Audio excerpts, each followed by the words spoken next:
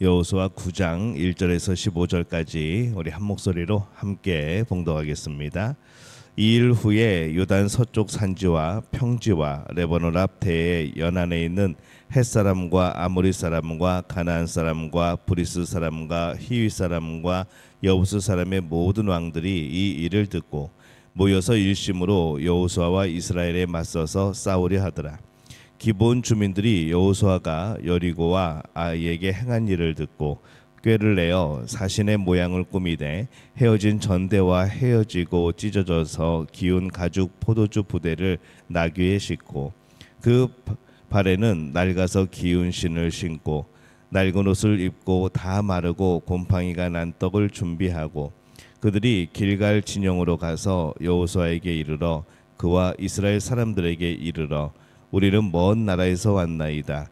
이제 우리와 조약을 맺읍시다 하니 이스라엘 사람들이 히위 사람에게 이르되 너희가 우리 가운데에 거주하는 듯하니 우리가 어떻게 너희와 조약을 맺을 수 있으랴 하나 그들이 여호수아에게 이르되 우리는 당신의 종들이니이다 하매 여호수아가 그들에게 묻되 너희는 누구며 어디서 왔느냐 하니 그들이 여호수아에게 대답하되 종들은 당신의 하나님 여호와의 이름으로 말미암아 심히 먼 나라에서 왔사오니 이는 우리가 그의 소문과 그의 애굽에서 행하신 모든 일을 들으며 또 그가 요단 동쪽에 있는 아모리 사람의 두 왕들 곧 헤스본 왕 시온과 아스다롯에 있는 바산 왕 옥에게 행하신 모든 일을 들었음이니이다. 그러므로 우리 장로들과 우리나라의 모든 주민이 우리에게 말하여 이르되 너희는 여행할 양식을 손에 가지고 가서 그들을 만나서 그들에게 이르기를 우리는 당신의 종들이니 이제 우리와 조약을 맺읍시다 하라 하였나이다. 우리의 이 떡은 우리가 당신들에게로 오려고 떠나던 날에 우리들의 집에서 아직도 뜨거운 것을 양식으로 가지고 왔으나 보소서 이제 말랐고 곰팡이가 났으며 또 우리가 포도주를 담은 이 가죽 부대도 새 것이었으나 찢어지게 되었으며 우리의 이 옷과 신도 여행이 매우 길었으므로 낡아졌나이다 한지라. 우리가 그들의 양식을 취하고 어떻게 할지를 여호와께 묻지 아니하고 여호수아가 곧 그들과 화친하여 그들을 살리라는 조약을 맺고 회중 족장들이 그들에게 맹세하였더라. 아멘. 할렐루야. 하나님의 은혜가 오늘 새벽에 하루의 첫 시간을 주 앞에 드리는 우리 믿음의 가족들에게 함께 하시기를 예수님의 이름으로 축원합니다. 오늘 말씀은 기브온 사람들이 이스라엘과 화친 조약을 맺는 그러한 내용을 담고 있습니다. 이스라엘이 요단강을 건넜을 때 이 가나안의 모든 사람들이 두려워 떱니다. 하지만 아이성 전투에서 처음에 이스라엘이 패배했던 이야기를 사람들이 듣고 그들이 나름대로 이거 어떻게 하면은 살 수 있는 방법이 있겠구나라는 그런 생각들을 하게 되어지는 거죠. 그래서 오늘 1절에서 2절 말씀에 보면은 이 일 후에 요단 서쪽 산지와 평지와 레바논 앞 대 연안에 있는 헷 사람과 아모리 사람과 가나안 사람과 브리스 사람과 히위 사람과 여부스 사람의 모든 왕들이 이 일을 듣고 모여서 일심으로 여호수아와 이스라엘에 앞서서 맞서서 싸우려 하더라 이렇게 기록을 합니다. 아이성 전투에서 그들이 승리하기도 하였던 것처럼 그들도 힘을 다하면 이스라엘을 충분히 이길 수 있다는 그런 확신을 갖게 된 것으로 보입니다. 그들은 함께 연합하여서 이스라엘과 싸우기로 결심을 합니다. 이웃 나라가 자신들의 나라를 공격하려고 하면은 힘을 다해 싸우는 것은 또 당연하겠죠. 하지만 지금 그들의 방향은 좀 틀렸습니다. 그들은 자신들의 죄의 성을 쌓고 있던 것이고 그리고 그들이 지금 지키려고 하는 것은 죄인 겁니다. 그들은 나름대로 그것을 지킬 수 있다고 생각을 했습니다. 그들의 힘이 강해 보였던 것이죠. 그렇게 강하였기 때문에 결국에는 이 죄를 향한 강함은 망하게 되어집니다. 선을 향한 강함, 또 하나님을 향한 강함은 하나님께서 도우시고 은혜를 베푸시지만은 이 죄를 향한 강함과 죄를 향한 열심은 결국에는 사망이고 망하는 겁니다. 그 힘이 세상에서는 큰 역할을 할 겁니다. 하지만은 하나님 나라에서는 그것이 결코 하나님이 복 주시고 하나님이 함께 하시는 그런 방향과 일들이 아닌 것이죠. 오늘도 그렇습니다. 나름대로 사람들이 열심히 살아갑니다. 믿음 밖에 있는 사람들도 참 열심히 살아갑니다. 모든 힘을 다해서 아침부터 늦은 저녁까지 그들의 삶을 무엇인가를 향해서 달려가고 있는 것이죠. 하지만은 믿음 밖에 있을 때 그들의 그러한 노력이 구원이 되지는 못합니다. 그들의 수고의 방향이 잘못되었기 때문에 그렇습니다.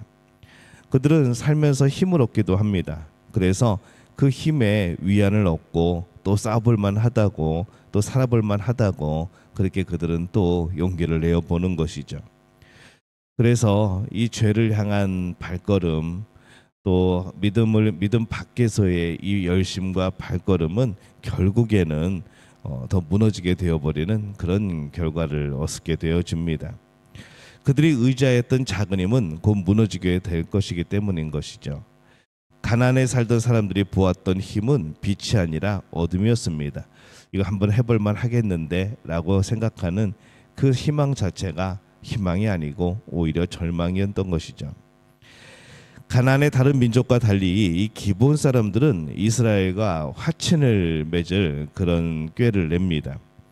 3절에서 4절에 보면은 기브온 주민들이 여호수아가 여리고와 아이의 행한 일을 듣고 꾀를 내어 사신의 모양을 꾸미되 헤어진 전대와 헤어지고 찢겨져 기운 가죽 포도주 부대를 나귀에 싣고 이렇게 말씀을 합니다. 그들은 이스라엘이 가나안에 정복 정착하기를 원하고 또 가나안 사람들과 화친을 맺지 않는다는 것을 이미 알고 있었습니다. 다 진멸하라는 것을 알고 있었던 것이죠. 그래서 그들은 꾀를 생각해냅니다. 이 꾀는 부정적인 의미로 많이 사용을 합니다. 꾀를 부리다 그렇게 사용을 하죠. 근데 긍정적인 의미로 사용을 하게 되어지면은 이게 지혜, 신중함 이제 그런 것으로 번역이 되어집니다. 그들은 마치 가나안 사람이 아니라 아주 먼 지역에 사는 사람들처럼 변장을 합니다. 그들은 실제로는 아이성에서 한 15km 정도 떨어진 그런 지역에 살고 있던 사람들이죠. 그들이 이스라엘에 대한 이야기를 듣습니다.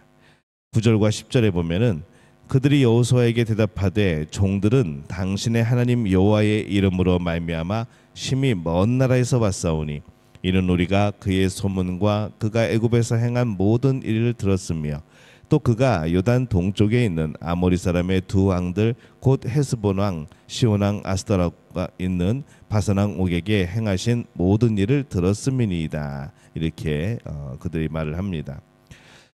이 여호와라는 신이 이스라엘을 인도하여 그곳까지 오게 하였고 또 그들은 이스라엘 앞에서 참으로 힘이 없이 무너졌다는 것을 알게 된 것이죠. 그래서 이스라엘은 화친을 맺지 않기 때문에 자신들도 죽을 수밖에 없다는 것을 너무나도 잘 압니다. 그래서 꾀를 내어서 이 거짓으로라도 자신의 지역을 숨기고 이스라엘과 화친을 맺으려 했던 겁니다. 이 기브온 사람들은 가나안의 중심에 살고 있었습니다. 예루살렘에서 북쪽으로 10km 정도. 그래서 이스라엘과 화친할 수 사실은 없는 이제 그런 민족이었죠. 그들은 결국 거짓말을 합니다. 꾀를 내어서 거짓말을 하고 이스라엘은 하나님께 또 묻지 않고 기브온과 화친을 합니다. 아이성 때 그렇게 처음에 묻지 않고 전쟁하다 실패했는데 또 이 기브온이 왔을 때 그들에게 속아가지고 또 하나님께 묻지 않고 또 화친을 맺어버립니다. 이 기브온 사람들의 모든 환경을 보면은 사실 그들도 죄 가운데 있던 사람들입니다. 그들의 환경은 죄였습니다. 멸망의 길에 서 있던 사람들이죠. 근데 그들은 그 환경 가운데에서 가장 좋은 것을 선택을 합니다. 이 가나안에 있던 많은 부족들이 모여서 함께 싸웁시다라고 할 때에 이 기브온 사람들은 정말 죄의 환경 속에서 가장 좋은 것이 무엇일까를 찾습니다. 바로 하나님을 찾은 것이죠. 그들은 거짓말을 하기도 하였지만은 최상의 법을 선택을 합니다. 이 하나님의 사랑에 그들은 기대어 소망을 갖습니다. 사실 이스라엘이 아이성 전투에서 꾀를 낸 겁니다. 아이성 사람들을 속였습니다. 전쟁에서 속이는 것은 거짓이라고 말하지 않죠. 기본 사람들은 화친을 맺는 것을 전쟁보다 더 중요한 것으로 여겼습니다. 싸워서 이길 수 없음을 알기에, 또 싸워도 그것이 모두에게 피해인 것을 알기에 그들은 그들의 생명을 살리는 방법을 택했고, 그 방법이 바로 이스라엘의 하나님을 인정하는 겁니다. 그 거짓으로 누군가를 죽이는 것이 아니라 살리는 것이라고 한다면은 그렇게 거짓말은 잘못되었지만은 이 비난받을 거짓말이라 할 수는 없는 것이죠. 그들은 약했습니다. 약한 자가 자신의 생명을 건지기 위해서 구차한 꾀를 내는 것, 어떤 면에서는 나름대로 자기를 살리려고 하는 그런 정당한 방어권이라고 볼 수 있는 것이죠. 근데 무엇보다 중요한 것은 그 모든 것을 떠나서 하나님이 그들을 국률하게 여기십니다. 이 여리고성 전투에서 라합이 구원을 받은 것처럼 이번 전쟁에서는 기브온 사람들이 구원을 얻습니다. 라합이 성경에서 여러 번 언급되면서 이 믿음의 조상의 이 반열에 선 것처럼 이 기브온 사람들도 결국에는 이 믿음의 사람, 하나님의 사람들이 되어지는 것이죠. 바벨론 포로에 잡혀갔다 돌아올 때도 그들이 포함이 되어집니다. 그들은 이후에 충실한 하나님의 백성이 됩니다.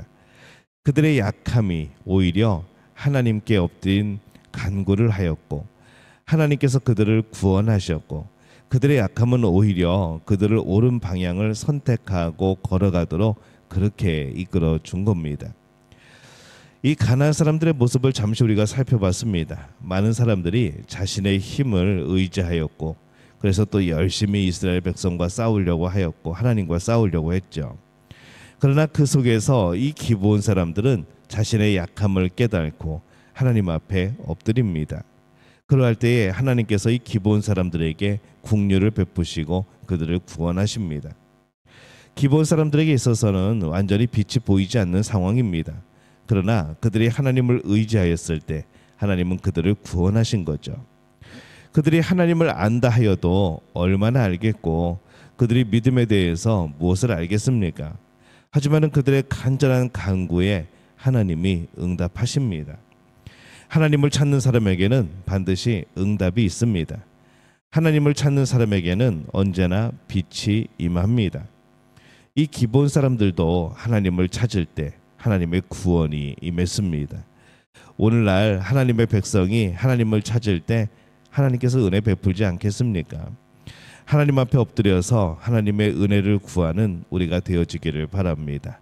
하나님의 은혜와 또 하나님의 긍휼함, 또 하나님의 도우심을 구하는, 그래서 우리 하나님의 자녀가 진정으로 그 모든 은혜를 누리는 복된 우리 가족들이 되어지시기를 예수님의 이름으로 축원합니다.